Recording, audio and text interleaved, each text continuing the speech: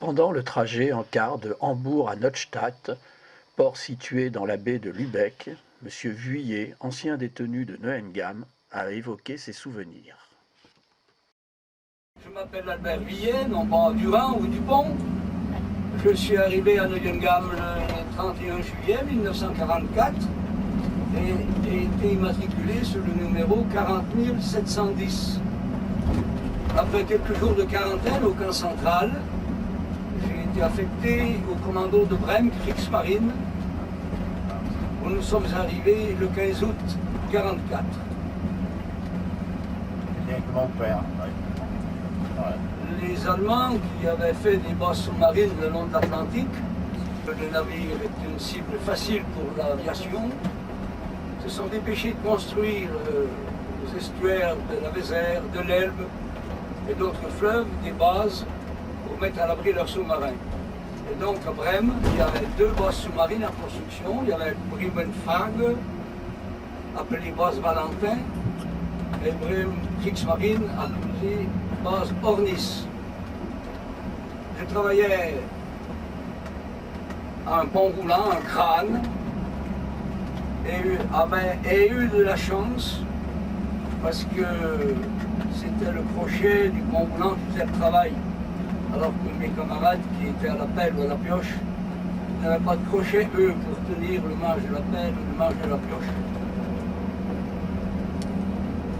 Je ne veux pas vous parler du travail de la base sous-marine, on était à peu près 1000, 500 Français, 500 Russes, et nous étions affectés à une seule partie de la base, autrement dit avec les autres travailleurs. Il y avait des postones qui nous séparaient, on n'avait aucun contact, sinon lors du bombardement, où on allait au bunker tous ensemble. Vers le 8 avril 1945, nous avons évacué devant l'avance alliée deux groupes, l'un de malades musulmanes qui est parti par le train et qui a fait une quarantaine de kilomètres, qui était sauté, les voies ferrées, les aiguillages, etc. Et les autres un petit peu plus valides, je ne dis pas valides, mais un petit peu plus, qui sont partis à pied pour regagner le camp central de Neuengamme. Nous sommes arrivés autour du 15 avril, donc on a mis à peu près 8 jours pour faire une bonne centaine de kilomètres qui séparaient Brême de Neuengamme. Au camp central, nous sommes restés à peu près 4 ou 5 jours. Nous avons eu la chance de toucher un colis de la Croix-Rouge internationale. Les ressortissants des pays ne faisant pas partie de cette Croix-Rouge, malheureusement, n'ont rien touché. Je pense aux Russes en particulier. Et dès que la distribution a été faite, au camp, on a sonné la sirène, grosse alarme. Tout le monde est parti au bunker. Les Russes nous attendaient, ça a été la bagarre, le pillage complet. Et les colis que nous avions touchés quelques heures auparavant ont été piétinés, éparpillés, on n'en parlait plus. J'appelle ça la perversité du régime. Vous savez très bien que nous serions attaqués par les Russes et que tout serait pillé. Moi-même, je suis, quoi qu'il est, très inconvenant de parler de soi. Je vais tout de même vous dire que moi-même, je suis retourné le lendemain, pleurnicher, pour toucher un autre colis.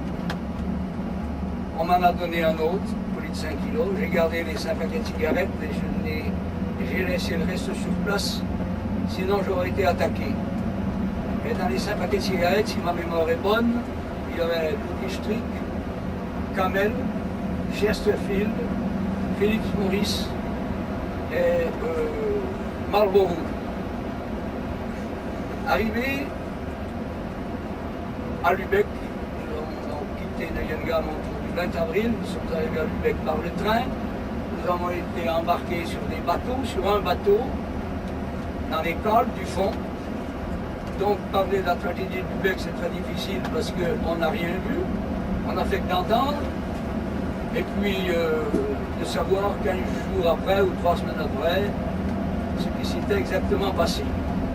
Donc dans ce bateau, nous sommes restés à peu près 8 jours, nous étions en fond de cale, la soupe était descendue par une poulie et des cordes, la préparation était à peu près d'1 litre de soupe pour 2 ou de 3, cette soupe était faite à l'eau de mer, vous voyez un peu tout de suite le goût, Et pour aller aux Tinettes, au petit coin, il fallait une cigarette, sinon pas de Tinette. Et les camarades qui sont décédés dans la cale sont morts dans leur vilain mot, je dirais bien un autre terme qui sent plus mauvais.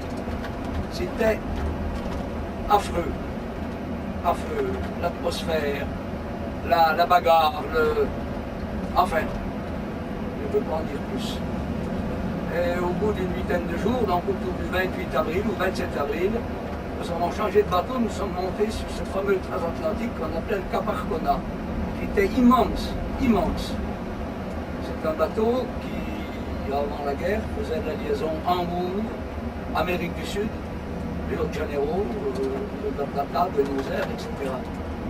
Et là, sur ce Cap Arcona, nous étions quand même beaucoup mieux, on voyait le soleil, c'était déjà pas mal.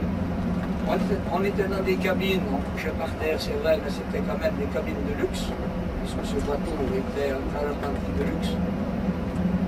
On était un peu mieux nourris et on était surtout moins entassés, vous voyez ce que je veux dire. Je crois, moi, que dans cette petite cabine, nous étions une vingtaine. Et quelques jours plus tard, on est venu en nous disant les Français et les Russes, les Français et les Belges sur le pont. Nous sommes montés sur le pont, on a été saisis par une bise de la Baltique que vous allez connaître tout à l'heure, qui n'est pas très chaude, loin de là. Et à côté, on ne savait pas du tout ce qu'on allait devenir, on ne savait pas du tout où on allait. Et à côté de ce Cap Arcona était accosté un petit bateau qui s'appelait l'Athènes, qui par rapport au transatlantique ressemblait à une coquille de noix.